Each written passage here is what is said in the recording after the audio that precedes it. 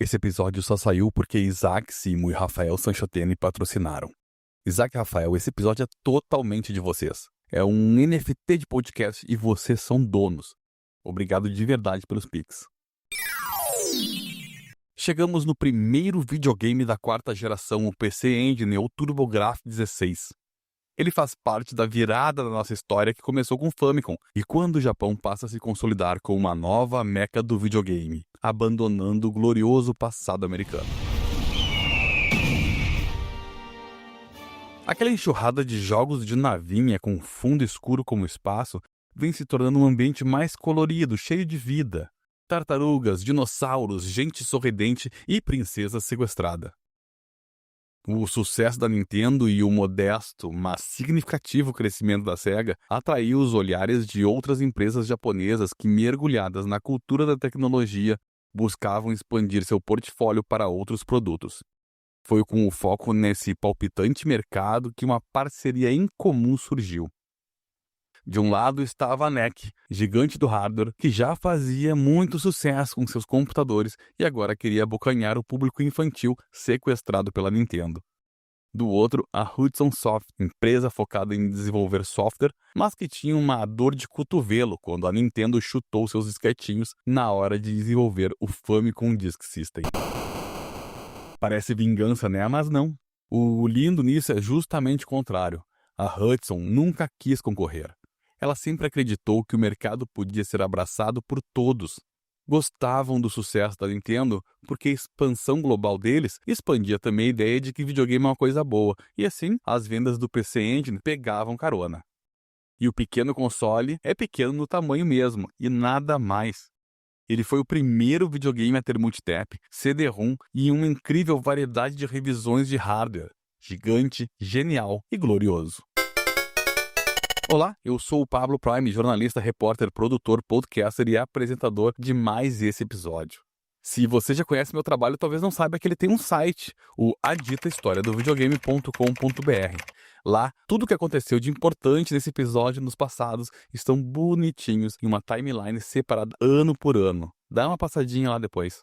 E lá também você pode ir em Apoie o Podcast para fazer um Pix de qualquer valor e continuar ajudando a pagar o servidor que o projeto está hospedado. E agora, para deixar tudo ainda mais fácil, quem quiser ajudar e tá com preguiça de entrar no site só para isso, mas ainda vai lá, tá? Porque tem um conteúdo bem legal, pode ajudar fazendo Pix para o e-mail aditahistoria@gmail.com. Tudo junto mesmo. aditahistoria@gmail.com. Mas sabe também o que é legal? Divulgação. Me ajuda a crescer apresentando a Dita História do Videogame para outras pessoas. Vale também, e isso é bem legal, me dá 5 estrelinhas lá no Spotify ou no Apple Podcast. Isso faz o podcast aparecer nas sugestões de outras pessoas e espalha pra gente que a gente nem conhece a Dita História do Videogame. E se quiser falar comigo, eu tô no Blue Sky, é só mandar um @PabloPrime lá. E se tu tem crítica, sugestão ou só quer bater um papo rápido, manda um e-mail para ditahistoriadovideogame@gmail.com também. E é isso, vamos ao episódio. Você está ouvindo a Dita História do Videogame.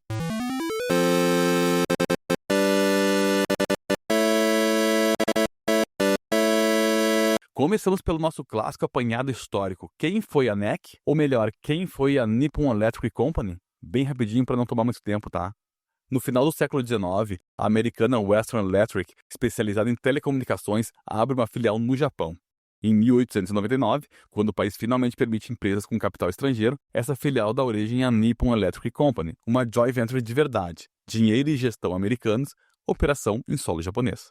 No começo, o foco era telefonia, desenvolvendo soluções de comunicação e equipamentos para as operadoras locais. Com o tempo, a NEC se torna uma parceira importante do governo japonês, especialmente em projetos militares e da infraestrutura de comunicação. Durante a Segunda Guerra Mundial, a empresa fornecia sistemas de comunicação para o exército, e essa relação continuou na reconstrução do país, com apoio pesado do Ministério da Indústria e Comércio Exterior para transformá-la em uma das principais empresas de tecnologia de lá. Nos anos 50, a NEC entra na pesquisa e desenvolvimento de computadores, naquela época que computador significa uma sala cheia de máquinas com muitas válvulas e fios suficientes para dar a volta na Terra algumas vezes. Em 1964, Na Olimpíadas de Tóquio, ela já era grande o bastante para cuidar de todo o sistema de telecomunicações que levava as transmissões dos estádios japoneses para o resto do mundo via satélite. Nos anos 70, em meio a calça-boca de sino e embalos de sábado à noite, a NEC leva o computador pessoal para as massas japonesas. Começa com o TK-80, bem simples, e pavimentando o caminho para as linhas PC6000, PC8000 e PC98, que dominam o mercado de micros no Japão e colocam a empresa no topo das vendas de computadores pessoais. Eu já falei melhor da NEC no episódio 13, de computadores pessoais inclusive, então eu não vou me alongar mais aqui. Essa era a experiência deles: telefonia, computadores, contratos com o governo e liderança em tecnologia. A próxima etapa seria entrar de vez no ramo dos videogames. Antes de continuar, vamos falar da Hudson Soft, que é a outra metade dessa laranja. No dia 18 de maio de 73, dois irmãos, Yuji e Hiroshi Kudo, moradores de Sapporo, no Japão, fundaram a CQ Hudson, uma loja que vendia rádios amadores e equipamentos de fotografia artística. Era literalmente uma lojinha, nada de escritório chique, fábrica ou time de programadores. A curiosidade aqui é a origem do nome. Ela vem da paixão platônica de Yuji por trens. Existia uma locomotiva a vapor chamada C62, muito famosa, apelidada de Hudson. Ele gostava tanto dela que levou o nome direto para a empresa. No começo, a Hudson penava para fechar as contas.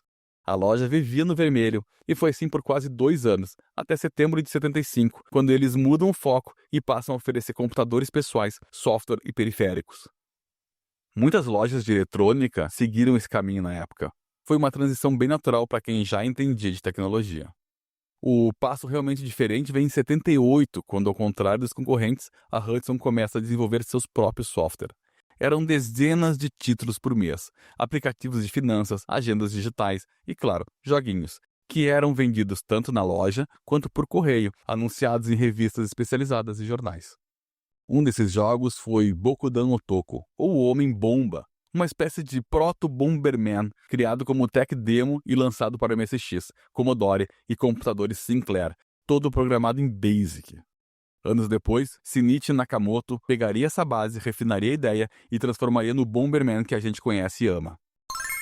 Agora olha a curiosidade. Quando o Bokudan Otoko saiu nos computadores da linha Sinclair, não dava para usar um nome que lembrasse Homem-Bomba no Reino Unido, por causa do clima tenso de atentados da época, nas disputas conhecidas como Troubles, um conflito sectário e político na Irlanda do Norte que durou cerca de 30 anos, de 1968 a 1998. Para fugir dessa associação, o jogo foi lançado por lá como Eric and the Floaters. Era o mesmo jogo, mas um nome bem mais neutro. Aquela alteração que eu tenho minhas dúvidas se realmente faz algum efeito. Apesar de vender bastante pela quantidade absurda de títulos, a Hudson descobriu rápido que lançar qualquer coisa só por lançar não sustentava o negócio ao longo prazo. Qualidade passou a ser questão de sobrevivência, não só de orgulho. Essa virada de chave ia encontrar o parceiro perfeito quando um certo console vermelho e branco chegou ao mercado. Quando a Nintendo lança o Famicom, a Hudson se aproxima para oferecer seus serviços. Se você lembra, a Nintendo chegou a implementar o Family Basic no pacote de quem comprava o teclado ou o drive que transformava o console em computador. E esse Basic foi desenvolvido pela Hudson. Assim, ela se tornou a primeira third party da Nintendo, logo no comecinho, quando ninguém ainda realmente acreditava no sucesso do Famicom. Estar nesse começo foi tão arriscado quanto proveitoso. Ninguém imaginava que estava nascendo um dos videogames mais vendidos da história. E, ao mesmo tempo, a Nintendo tinha uma política bem dura. Ela fabricava os cartuchos, então a desenvolvedora precisava pagar adiantado por centenas de unidades. Se vendesse, beleza. Se encalhasse, vinha o prejuízo sem direito à devolução. A Hudson transformou vários dos jogos que já tinha feito para computadores em cartuchos de Famicom. Um bom exemplo é Nuts and Milk, um puzzle bem divertido que já fazia sucesso no MSX e no PC 6001, da nossa já apresentada NEC. O primeiro grande estouro veio em 1984 com Lode Runner. O título era da americana Broderbund e já tinha saído para Apple II, VIC-20, Commodore 64 e PCs compatíveis com o IBM PC. A versão do Famicom, feita pela Hudson, manteve as 50 fases e ainda trouxe o famoso editor de fases, algo bem avançado para a época, e permitia salvar tudo usando o Family Basic. Quase uma venda casada isso.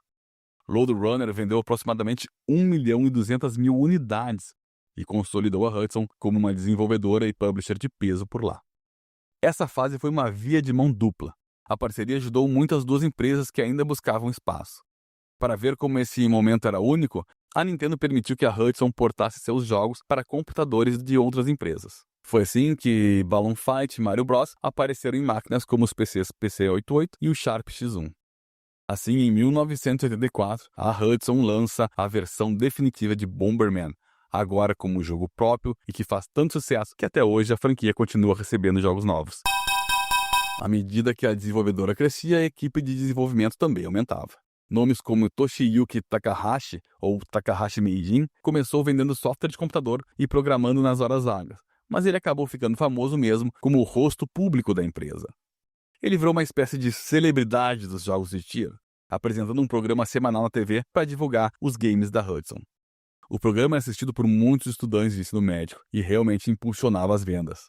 Takahashi ficou conhecido pela velocidade absurda com que apertava o botão, 16 tiros por segundo nos joysticks da época. Provavelmente você já viu esse cara em algum vídeo, apertando o botão de uma velocidade ridiculamente rápida, muitas vezes com um mini controle que conta o número de toques. Ele virou o rei dos shoot'em ups e ainda vai voltar mais pra frente na nossa história do PC Engine. Aguenta aí. O sucesso do Famicom criou um problema. Faltavam componentes para tamanha quantidade de cartuchos. Vendia tanto que a Nintendo tinha dificuldade de manter o estoque e o custo de produção continuava alto. A Hudson conhecia bem essa dor e começou a procurar uma solução de armazenamento mais poderosa e mais barata que os cartuchões tradicionais. A primeira tentativa veio com os B-Cards. Eram cartões do formato de um cartão de crédito, só que mais gordinhos, com capacidade bem limitada, mas custo menor que os cartuchos. O MSX recebeu o periférico por meio do adaptador Hudson Soft B-Pack, que se encaixava no slot de cartucho do computador. No fim, a ideia não emplacou. Só 6 jogos foram lançados no Japão e mais 2 na Europa. O Atari Portfolio, um mini laptop que parecia uma agenda eletrônica, também usou os cartões da Hudson como mídia. Mas, curiosamente, onde os B-Cards acabaram ganhando mais tração foi como cartões telefônicos na mão da Mitsubishi. A Hudson levou a ideia dos B-Cards para a Nintendo sabendo da dificuldade com componentes e sabendo também que a empresa estudava alternativas de armazenamento para o Famicom. Os cartões seriam mais baratos, mas a Hudson queria receber uma taxinha por cada unidade vendida. E você sabe como a Nintendo é com controle de tudo. Para eles, pagar para outra empresa em cima de seus próprios jogos era inaceitável. A solução da Nintendo foi seguir por outro caminho e apostar no disquete, criando o Famicom Disk System, que eu explico melhor lá no episódio 16 sobre Famicom e NES. Então, eu não vou repetir tudo aqui. Se essa recusa abalou a moral da Hudson, nunca ficou claro. Mas o fato é que a empresa não perdeu tempo se lamentando. Os irmãos Kudo, como bons administradores de uma empresa de tecnologia, sabiam que camarão que dorme a onda leva, e fizeram um pedido ousado à equipe: desenvolver um chipset superior ao do Famicom. O ano era 1985 e o Famicom já tinha 2 anos de mercado. Em tecnologia, alguns meses podem derrubar o custo de produção de um componente e abrir espaço para projetos mais ambiciosos. Hiroshi Kudo sonhava em ter um sistema próprio. Além do desejo pessoal, ele ouvia diariamente os desenvolvedores reclamando das limitações técnicas do Famicom. Dessa combinação de sonho e oportunidade, nasceu o chipset RU C62, RU de Hudson, e C62 da locomotiva favorita dele, a mesma que deu origem ao nome da empresa. E amigos, ele era grande, não em tamanho, em tecnologia. Vamos desmembrar rapidinho o chipset RU C62 aqui. A CPU do conjunto é a RU C6280, um processador compatível com o nosso conhecido MOS 6502, o mesmo tipo de núcleo usado no Famicom. Ele continua sendo um processador de 8 bits, mas o pulo do gato é o clock de 7,16 MHz, quase 4 vezes a velocidade do Famicom. Além disso, o chip já integra a PSG, o som do videogame. Ele possui 6 canais de áudio e suporta o áudio estéreo. Isso é um canal a mais e bem mais parrudo que o console da Nintendo.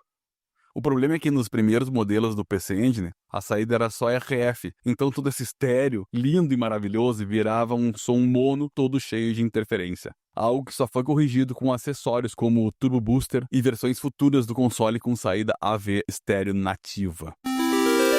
O processador gráfico RU-C6270 é um chip de 16 bits responsável por montar a imagem na tela, cuidando de backgrounds e sprites com qualidade muito superior ao padrão de 8 bits. Ele gerencia a VRAM externa, consegue colocar até 64 sprites na tela, com limites de 16 sprites por linha horizontal, e trabalha com uma paleta de 512 cores, exibindo até 482 cores simultâneas em algumas condições. Para comparar, o Famicom trabalha com pouco mais de 50 cores na tela. Todo o vídeo gerado pelo RU-C6270 passa por um codificador de cores, o RU-6260, que converte os dados em sinais analógicos RGB ou em sinais de vídeo componente. E nesse chip que ficam as 512 cores organizadas em 32 paletas, metade dedicada a background e metade a sprites. Quem já ouviu falar do PC Engine ou TurboGrafx 16 conhece a confusão da pergunta, afinal, ele é a 8 ou 16 bits? Tecnicamente, ele é um sistema híbrido com um CPU de 8 bits e um coração gráfico de 16 bits. Mas, se a gente for pelo critério clássico da época, o cérebro do sistema é de 8 bits. Então esse papo de 16 bits era meio uma licença poética para vender console. Puro marketing.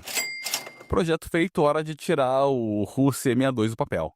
A Hudson levou a ideia para várias fabricantes de semicondutores, mas todas recusaram.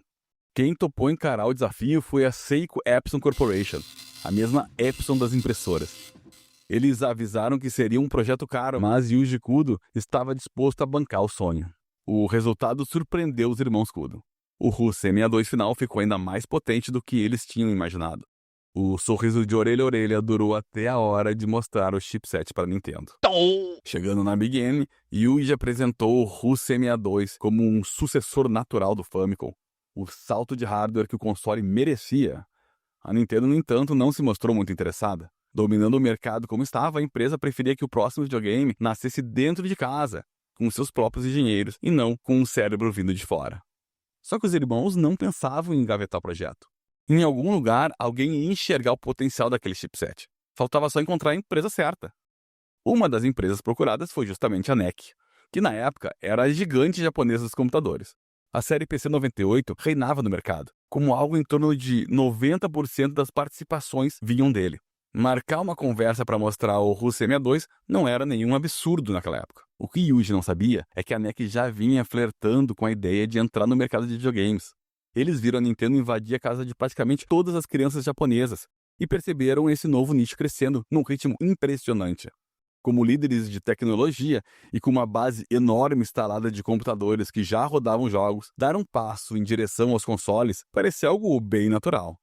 Além disso, a NEC vivia um momento de vacas gordas. As linhas de computadores iam muito bem, contratos governamentais continuavam garantindo uma boa parte da receita, e os investimentos em telecomunicações surfavam a onda de crescimento dos anos 80. Quando Yuji Kudo apareceu com um chipset pronto, focado em jogos, a NEC praticamente salivou. Ela tinha know-how de eletrônica para transformar aquele conjunto de chips desenhados pela Hudson e fabricado pela Epson em um console real. O sistema era claramente superior ao Famicom, e a ideia de adicionar um drive CD-ROM e vários módulos em volta dele acendeu a visão de um motor para algo maior. Um núcleo que poderia até servir de base para um computador, se fosse interessante. E nessa época, todo mundo queria transformar videogame em computador e computador em videogame. O acordo fechado entre Hudson e NEC acabou sendo bem mais vantajoso para a Hudson. Ela convenceu a NEC a usar uma versão evoluída dos B-Cards, com mais capacidade interna, os RU-Cards. Por fora, parecia cartão de crédito mais gordinho, assim como os B-Cards. Por dentro, começaram com 2 megabits e chegaram a casos especiais como Street Fighter 2, Champion Edition e Populous a 20 megabits. A Hudson conseguiu com a NEC o que não tinha conseguido com a Nintendo, uma taxa de licenciamento para cada RU-Card vendido, e royalties atrelados ao uso do RU-C62 em cada console fabricado. A NEC, por sua vez, lucrava com cada unidade de hardware, mesmo dividindo a receita com a parceira. Foi com essa coincidência de interesses que no dia 30 de outubro de 1987, o PC Engine chegou às lojas japonesas como o primeiro console da chamada quarta geração. Graças à capilaridade que a NEC tinha com a rede de computadores, não era difícil encontrar o novo videogame nas grandes lojas do país. O nome também carregava uma herança. O PC vinha da tradição da NEC com as máquinas como o PC 6001, PC 8801, PC 8801 e PC 9801, enquanto Engine remetia à ideia de motor, o núcleo de um sistema maior que poderia receber expansões como o drive de CD-ROM. No design externo, ele era um dos consoles mais bonitinhos já lançados. Era bem pequeno, com dimensões de aproximadamente 14 centímetros por 14 centímetros e só 3,5 centímetros de altura, o que o mantém até hoje como o menor console doméstico já lançado. O tamanho compacto agradava o público japonês dos anos 80, acostumado a valorizar produtos minimalistas, e combinava muito com a ideia de que aquela caixinha podia crescer com periféricos. O modelo original veio em branco com detalhes em vermelho, com uma cara de aparelho limpo, moderno e discreto, pronto para dividir espaço com videocassete, som e outros eletrônicos na estante. Por questões de custo, a NEC tomou algumas decisões curiosas, como incluir apenas uma porta para controle. Se você quisesse jogar com mais gente, precisava comprar um multitap, que permitia até 5 jogadores simultâneos. O controle seguia a tendência da época, cruzeta direcional digital, 2 botões de ação e 2 botões de função, aqui chamado de Select e Run, no lugar de Select Start. Na parte traseira do console, havia uma grande porta de expansão que, ao contrário de muitos concorrentes, seria muito bem utilizada. Essa porta dava acesso direto às linhas de dados e endereços da CPU e ao sinal de vídeo analógico, incluindo RGB, o que abria espaço para o famoso drive de CD e outras engenhocas mais. O PC Engine não tinha um design focado em exibir o poder de hardware. Foi um hardware concebido totalmente a partir das opiniões da equipe de software. O console era caro. Chegou custando 24.800 ienes. Como comparativo, o Famicom era vendido por 14.000 ienes nessa época, ou seja, o PC Engine já nasceu como um aparelho premium. Até quando o Mega Drive chega às lojas, ele custa 21.000, 3.800 mais barato.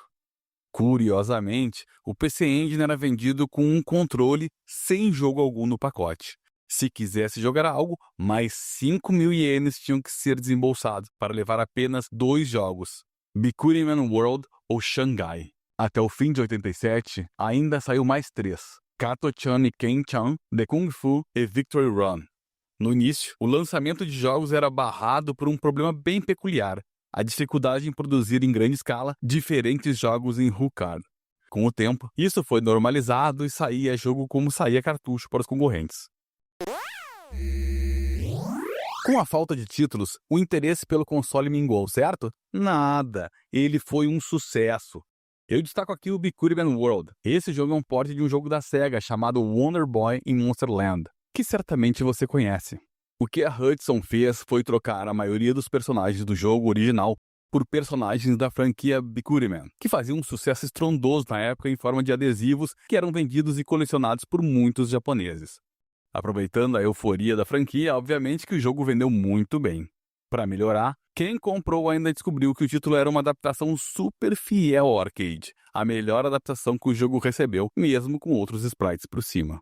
O resultado não poderia ser diferente. Na primeira semana, o PC Engine vendeu 500.000 unidades. No ano seguinte, em 1988, a NEC comercializou mais PC Engines que a Nintendo vendeu Famicom. Em 89, já era 1.200.000 unidades só no Japão. E olha que loucura, em 1988, a SEGA lançou o Mega Drive, um videogame real de 16 bits. E ele vendeu menos que o PC Engine por lá. E não estou falando só do lançamento, estou falando em toda a vida produtiva do Mega na Terra do Sol Nascente. E foi quase 2 milhões de consoles de diferença. 5,84 milhões de unidades de PC Engine contra 3,58 milhões de Mega Drive. Welcome to your...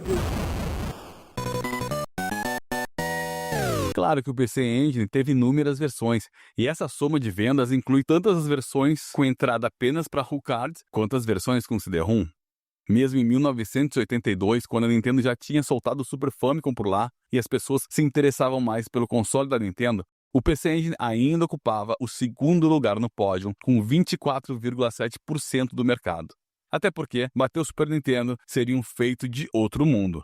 E a gente vai falar dele ainda, para a alegria de muitos que tiveram o Super NES como primeiro videogame. Mas calma, vamos focar agora na trajetória do PC Engine. A Hudson, experiente no desenvolvimento e licenciamento de jogos, sabia exatamente como atrair os jogadores. Os primeiros títulos que foram saindo, além de divertidos, eram comercializados para mostrar o quão poderoso era o console. Escuta esse trechinho de 2003, divulgado pelo extinto GSLA, um antigo site de entusiastas e historiadores de jogos japoneses, que infelizmente hoje só é acessível por cachê, tá? A entrevista foi feita com Toshinoro Oyama, que foi desenvolvedor da Hudson e fez, entre outras coisas, o clássico Adventure Island. Para os títulos de lançamento, nosso conceito era demonstrar tudo o que o PC Engine era capaz de fazer. Veja esses sprites enormes em The Kung Fu, e eles são animados. E veja como as celebridades parecem realistas em Kato-chan e Ken-chan. Depois veio R-Type. Com ele, queríamos mostrar o quão fielmente conseguimos reproduzir um jogo de arcade. Shanghai foi uma conversão de um jogo de computador, e Victory Run nos permitiu demonstrar o hardware com um jogo de corrida. Só nessa fala dele já tem uma lista incrível de jogos que você precisa conhecer. Kato-chan e Ken-chan é o primeiro Wonder Boy com sprites de 2 comediantes que faziam bastante sucesso entre a molecada na época.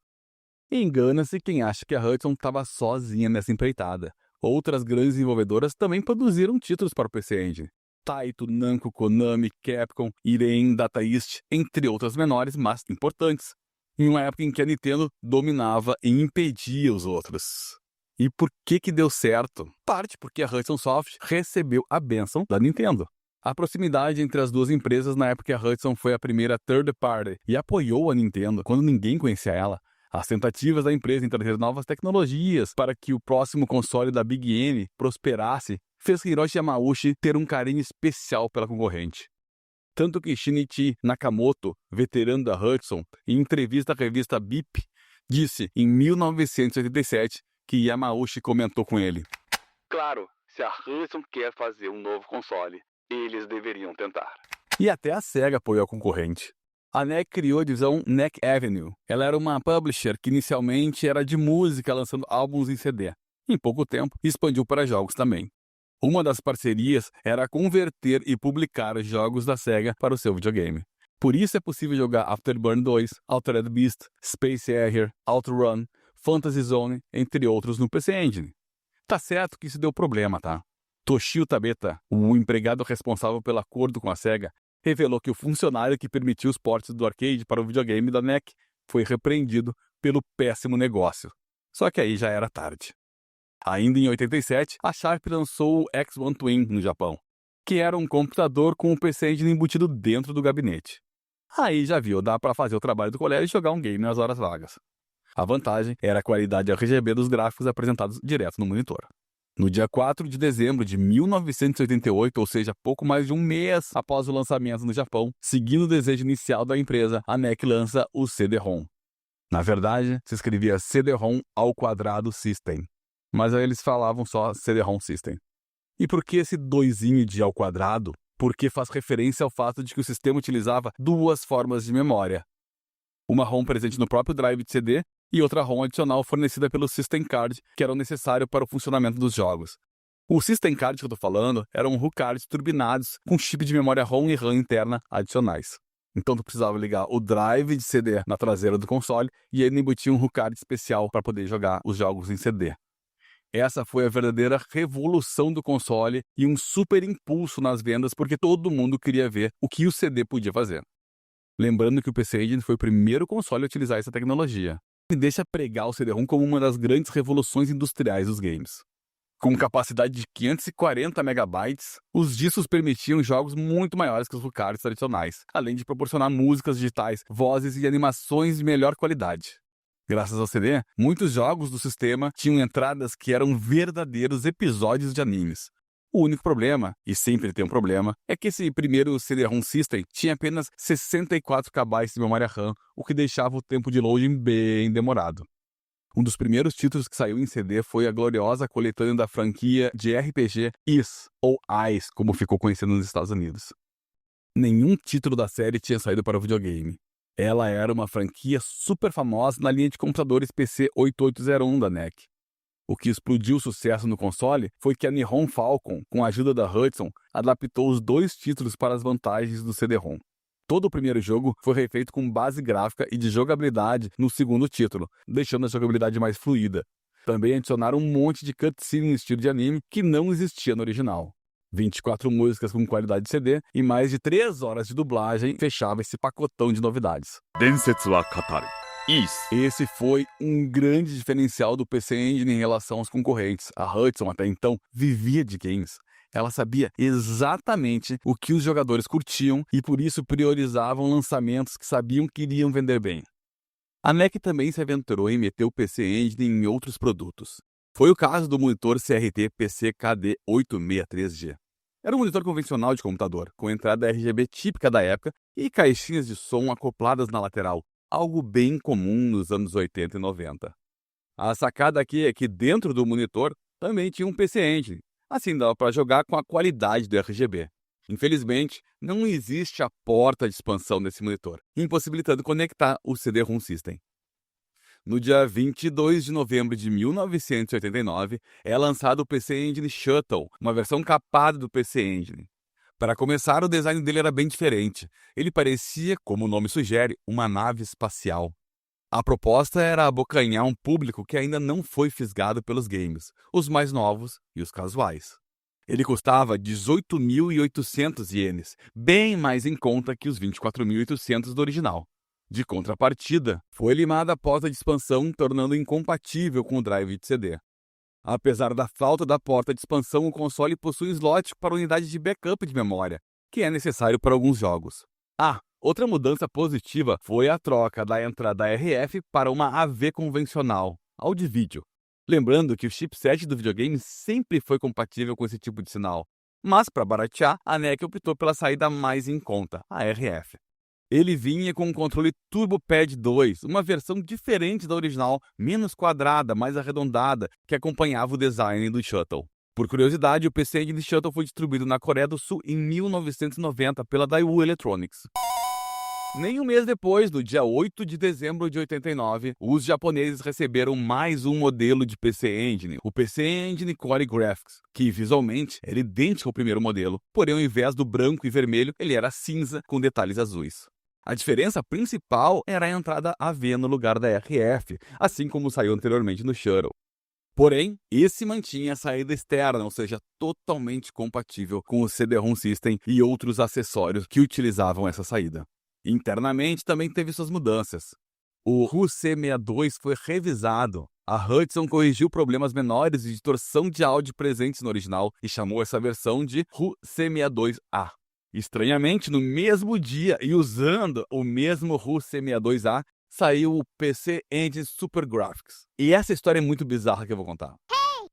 Segundo Steve Harris, fundador da revista Electronic Game Monthly, a BoEGM, o Super Graphics foi concebido como o sucessor do PC Engine. E de fato, se você procurar na internet, vai achar a edição número 2 da revista, que ele fala, bem por cima, que a NEC lançaria em 1990 seu console da próxima geração.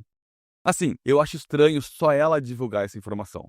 Não achei isso em mais nenhuma outra fonte, mas aparentemente a internet gosta dessa teoria e divulga fortemente. Verdade ou não, é fato que o Super Graphics sairia em 1990. Porém, bateu o vento da pressa na companhia e ela decidiu adiantar o videogame e lançar no final do ano, do final de 89. Bem nesse momento peculiar de despejar da noite para o dia 3 modelos no mercado: o Super Graphics, o Core Graphics e o Shuttle. O Super Graphics era realmente diferente. Embora use o mesmo coração, ele é mais parrudo.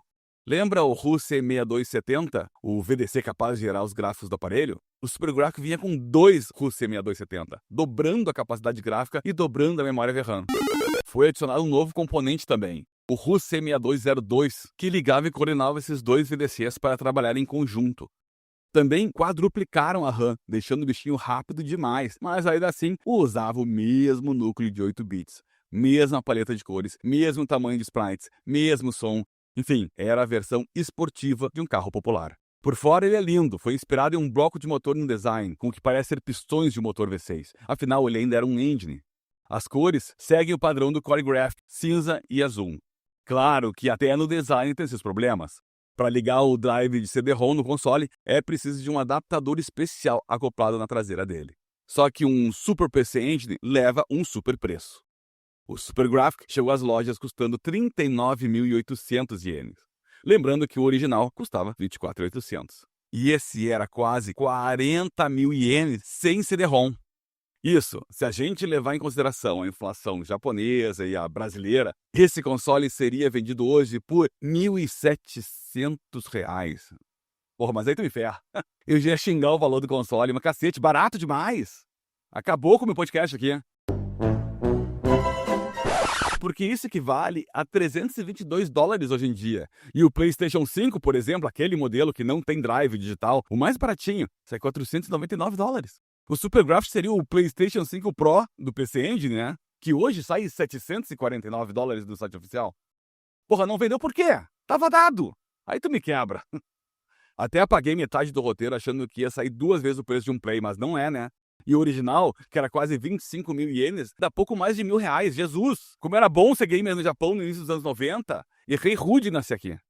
Bom, passado o faniquito, a verdade é que o preço em relação ao que ele podia fazer não agradou os japoneses. A baixa aceitação resultou no baixo desenvolvimento de jogos. As desenvolvedoras continuaram apostando na produção de jogos para o antigo PC Engine. Sendo assim, apenas 7 jogos saíram para o Super Graphics. Desses, só 5 são exclusivos. Darius Plus e Darius Alpha, que foram publicados pela Taito, eram compatíveis com os 2 sistemas, mas quando jogado no Super Graphics, ele aproveitava o hardware do sistema. Mas tinha coisa boa nesse meio, tá? Nesses 5. Daimakaimura, ou Ghost in Ghost, no ocidente, aquele clássico da Capcom, teve o melhor porte de arcade para um videogame. Salvou o console? Não, claro que não. No fim, ele foi um PC Engine gigante que pode jogar meia dúzia de jogos e que o PC Engine normal não conseguia. No fim, ele foi só um PC Engine gigante que podia rodar meia dúzia de jogos que o PC Engine normal não podia. Vendeu somente 75 mil unidades e ficou 1 ano apenas no mercado, até a Hudson descontinuar ele, claro. Outra coisa muito importante que aconteceu em dezembro de 89 foi o lançamento do PC Genjin, o jogo que nos Estados Unidos ficou conhecido como Bonk's Adventure. Ele chegou às lojas japonesas no dia 15 de dezembro e, embora não tivesse um game dele, já era conhecido ilustrando as propagandas do console. O trocadilho é bem legal. Genjin em japonês significa Homem das Cavernas, então seria Homem das Cavernas PC. E esse PC, segundo o desenvolvedor, significava Pithecanthropus computerus, uma paródia de Pithecanthropus erectus, o fóssil conhecido também como o Homem de Java, o fóssil mais antigo já descoberto. Esse jogo foi tão popular que ele virou o mascote do videogame, e só o primeiro título vendeu 700 mil unidades. O sucesso fez virar uma propriedade intelectual de vida longa, com 16 jogos no total. Curiosidade, o mascote foi desenhado pela Red Company, uma desenvolvedora japonesa, mas a Hudson chamou a Atlus para ajudar no desenvolvimento do primeiro título. O próximo console, baseado no PC Engine, saiu só em 1990. No 1º de dezembro, para ser bem exato, e olha como a história desse console foi incrivelmente bem documentada. Para situar, nessa época o Game Boy e o Game Gear já andavam no mercado. Não precisava dizer que o Game Boy era uma febre tanto no Japão como nos Estados Unidos. Mesmo inferior que o concorrente, com aquela tela monocromática e jogos mais simples, todo mundo queria o portátil da Nintendo. Buscando expandir o ecossistema do PC Engine, os parceiros NEC e Hudson desenvolveram seu próprio portátil para competir, o PC Engine GT. Ele era impressionante. Por dentro era um PC Engine, tanto que rodava todos os rookcards do irmão de mesa, mas, por ser um portátil, veio com uma tela de cristal líquido, a LCD que a gente conhece, colorida e retroiluminada de 2,6 polegadas, mesmo tamanho da tela do Game Boy, mas tudo de resto melhor. A resolução do GT era de 336 por 221 pixels, enquanto o Game Boy tinha só 160 por 144. As dimensões físicas o deixava maior que o concorrente da Nintendo e um pouco mais pesado. Ele tinha aproximadamente 410 gramas sem as baterias. E já que eu falei das pilhas, agora vem um ponto mais fraco. Usa 6 pilhas pequenas que duram cerca de 3 horas, isso usando pilhas alcalinas. O lance é usar o adaptador de tomada, mas aí deixa um pouco de ser portátil livre, né? Outro defeito foi o preço, ele custava 44.800 ienes. E para entender o quão caro isso significa, no mesmo período, o Game Boy custava apenas 12.500 ienes, 3 vezes e meia mais caro que o bem-sucedido da Nintendo. Mas é incrível, a qualidade realmente é inacreditável quando colocamos lado a lado dos concorrentes. Claro, quando se paga o que se paga por um portátil, esperamos sempre melhor. Então é aquela máxima, com dinheiro infinito, o céu é o limite. Os bens afortunados que compraram um PC Engine GT ainda podiam desembolsar um pouco mais e levar o PC Engine GT TV Turner, que, como o nome diz, possibilita assistir TV no portátil. um clássico que voltaremos a falar no Game Gear. O alto custo e a concorrência gananciosa da Nintendo fez o PC Engine GT não vender bem. Ao todo, vendeu 1,5 milhão de unidades no mundo todo. E isso reflete basicamente no Japão, já que as vendas nos Estados Unidos foram pífias, menos de 90 mil unidades. 91 chegou e com ele a NEC trouxe uma nova revisão do PC Engine, a terceira já. Em 21 de junho saiu o PC Engine Core Graphics 2. Por fora, ele era da mesma cor do Core Graphics 1, porém com os escritos e logo em laranja. Por dentro tem uma pegadinha. Lembra que o Core Graphics tinha a revisão, o RU-C6280A? Uma revisão que corrigia principalmente problemas de áudio? O Core Graphics vem com o antigo RU-C6280, sem a revisão. A NEC nunca falou o motivo desse retrocesso. Talvez tenham mantido um estoque grande antes da revisão e agora precisava desovar tudo. E até é justificável quando se sabe que o Core Graphics 2 veio junto com uma nova revisão para baixo do preço. Custava só 19.800, exatamente 5.000 ienes a menos. Assim como o antecessor, ele era totalmente compatível com os periféricos como o drive de CD-ROM, por exemplo, e mantinha a saída AV, que já foi a evolução do Core Graphics. Ficou claro que a jogada da NEC aqui foi lançar um console com um valor competitivo para manter suas boas vendas frente à Sega e no competitivo mercado que a Nintendo nem dava sinal de enfraquecer. Exatamente 3 meses depois, no dia 21 de setembro de 91, a NEC lança mais um console e dessa vez ela se supera. O PC Engine Duo. E é a primeira vez a integrar drive CD-ROM e console no mesmo aparelho. Agora não era mais preciso ter um periférico para isso. Foi a consolidação de todas as expansões modulares em uma única unidade. Assim, o jogador não precisava se preocupar em ter isso, gastar mais com aquilo. Ele levava para casa o sistema completo e atualizado de uma só vez. Por dentro, ele vinha com o RU-C6280A, a versão revisada e sem bug de som. Vinha com um novo sistema de CD, o Super CD-ROM ao quadrado, equipado com o System Card 3.0 acoplado diretamente na placa-mãe e não em card como os antecessores, e mais memória RAM que o CD-ROM 2. Os 64 KB originais agora pulavam para 256 KB, e isso significava loadings bem mais rápidos. Outra característica importante era o sistema de memória interna de 2 KB para salvar jogos em CD. Ele era mantido por um supercapacitor em vez de uma bateria tradicional. Esse supercapacitor mantinha os dados por apenas algumas semanas sem uso. Isso significa que se você fosse para a praia, por exemplo, deixar o PC Engine Duo em casa, quando voltava, corria o risco de ter perdido todos os seus saves. No design ele era um luxo. Arrisco dizer que é um dos videogames mais bonitos já produzido. E não sou só eu que acho isso, tá? O design elegante e minimalista do PC Engine Duo original, com gabinete preto fosco, botão de energia verde no lado esquerdo, slot para arrocar escondido atrás de uma porta flip-top, e bandeja de CD top loading com botão de eject roxo, rendeu a NEC o prestigioso Good Design Award em 1991 do Japan Institute of Design Promotion. Esse prêmio reconhece a excelência de design industrial japonês. Isso é um luxo só, gente. Aqui uma inserção importante apenas para você se situar em nossa timeline da dita história do videogame.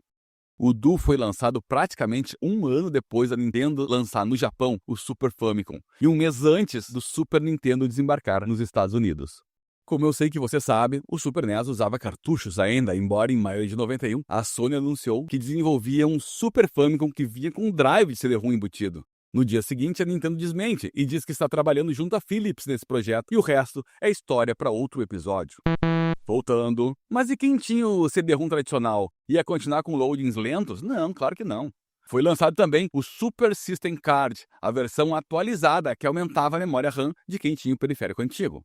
Claro que ainda nesse ano, a NEC começou a comercializar a versão atualizada, o Super CD-ROM Unit, agraciando os novos usuários da tecnologia. O CD matou o Rucard? Nada. Eu já falei do PC Engine GT que funcionava só com cartões, e isso sustentou o mercado, mas a Hudson sempre deu apoio à mídia. Até porque era muita vantagem para eles, já que cada cartãozinho vendido voltava uma graninha para eles. Grandes jogos saíram para a mídia mesmo após o mercado adotar o CD-ROM. Magical Chase, por exemplo, saiu em Rucard, mas rivalizou com a qualidade de CD, principalmente pelas músicas que têm uma qualidade incrível para o cartãozinho. À medida que os anos passavam e a tecnologia ia crescendo, a capacidade dos cartões aumentavam também, concedendo jogos mais elaborados. Quer outro exemplo? OutRun da Sega, lançado em 91, mesmo ano do Super CD-ROM, é um port fiel do arcade que saiu em HuCard. O PC Engine 3, terceiro jogo da franquia do mascote Bonk, saiu tanto em CD quanto em cartão, e a versão em HuCard é aclamada por ter animações mais suaves e excelente performance em comparação ao Compact Disc. Em 1993, saiu Street Fighter 2 Champion Edition em HuCard, uma conversão incrível do fliperama para o pequeno cartãozinho. De forma geral, embora as duas mídias coexistiram e muitos jogos saíram para os dois formatos, muita gente preferia os cartões pela agilidade na jogatina, já que não tinha loading demorado. Claro que, ao passar dos anos, menos jogos foram saindo para HuCard e o CD foi ganhando gradualmente mais espaço, principalmente quando concorrentes adotaram a mídia, caso do Sega CD, que volta a falar em outro episódio.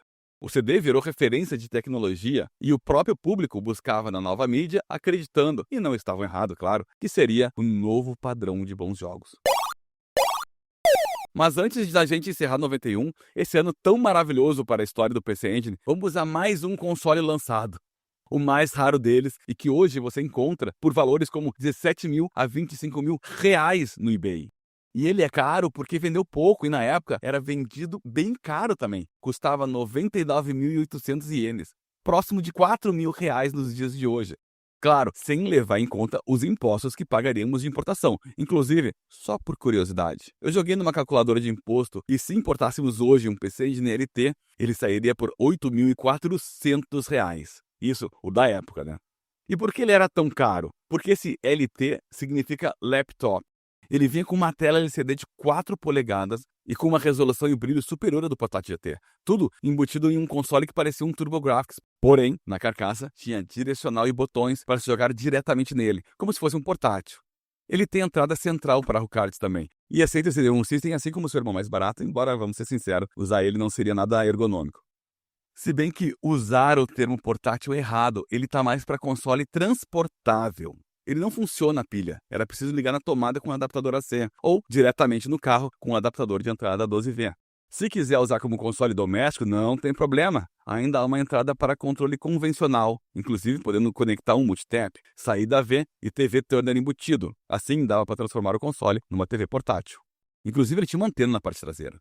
E se você está achando loucura esse valor, saiba que ele nasceu para um nicho muito específico de mercado que eram as crianças ricas que não precisavam brigar pela TV da sala.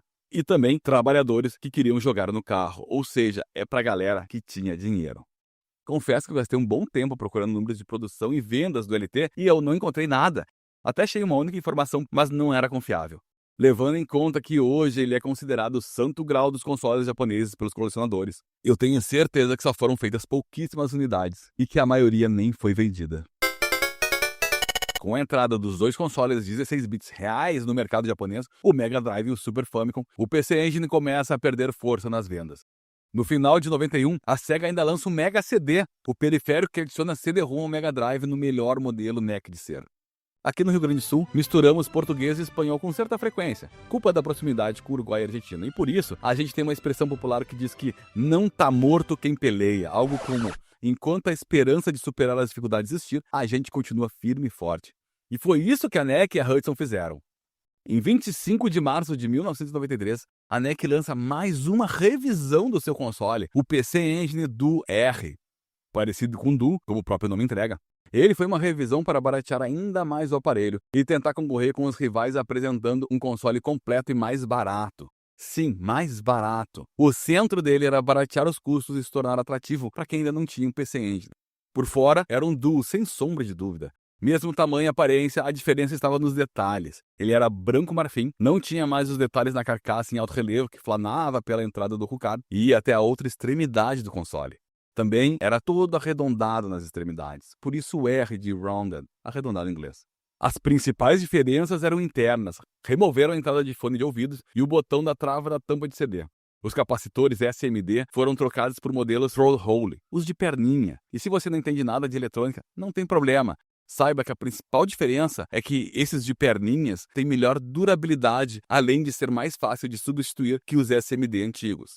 De compatibilidade, ele parecia igual, aceitava tudo, menos os jogos de Super Graphics. O principal diferencial, claro, era o preço de 39.800, bem abaixo do Duo original, que custava 59.800 no lançamento. Em 93 também temos o lançamento de outro console. Console? Eu não sei se eu devo chamar de console assim. Parênteses agora porque eu vou até sair em partes do PC Engine. Vou falar de um aparelho lançado pela Pioneer chamado de LaserActive. Ele foi uma inovação tecnológica que unia um player de Laserdisc a um console modular, permitindo rodar jogos de diferentes plataformas por meio de módulos expansíveis chamados PACs. Se você nunca viu um Laserdisc, joga aí no Google, porque é realmente bem maluco. Ele é um CD, só que do mesmo tamanho de um LP, é imenso. Era comprado principalmente para ver filmes e não vou me aprofundar sobre ele, vai tomar muito tempo desse podcast que já está infinito. Um dos destaques dessa máquina foi o módulo PAC N1, desenvolvido em parceria com a NEC e a Hudson Soft, que tornava o Laserdisc compatível com jogos de PC Engine. O PAC N1 permitia rodar HuCards, CD-ROM e Super CD-ROM no aparelho da Pioneer. Além disso, o LaserActive suportava o formato exclusivo LD-ROM ao quadrado, que combinava a tecnologia de Laserdisc com jogos interativos.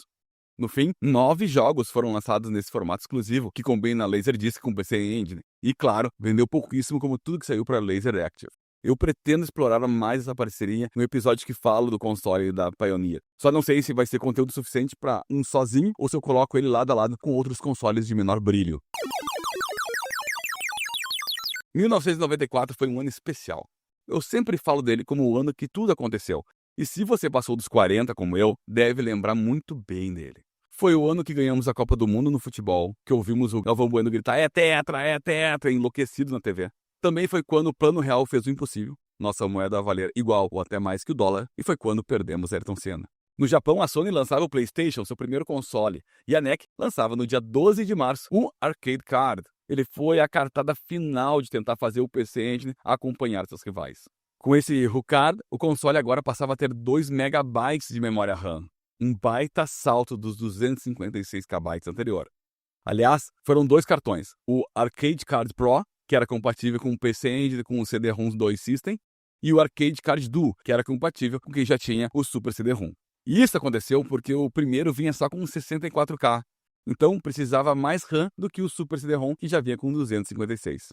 Com esse novo gás, alguns jogos que faziam muito sucesso no arcade agora rodavam no ultrapassado sistema da NEC.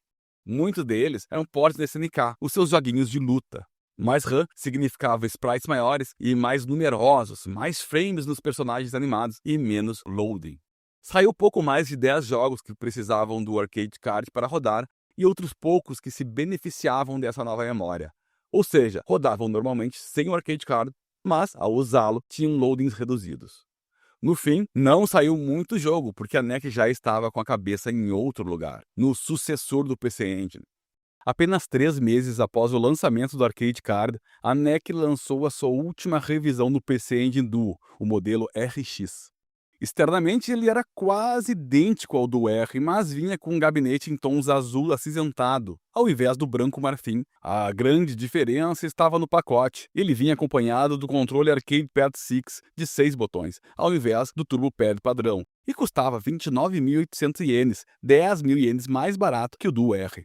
Internamente era idêntico às últimas revisões do Duo R, e foi o último modelo da linha PC Engine que foi lançado.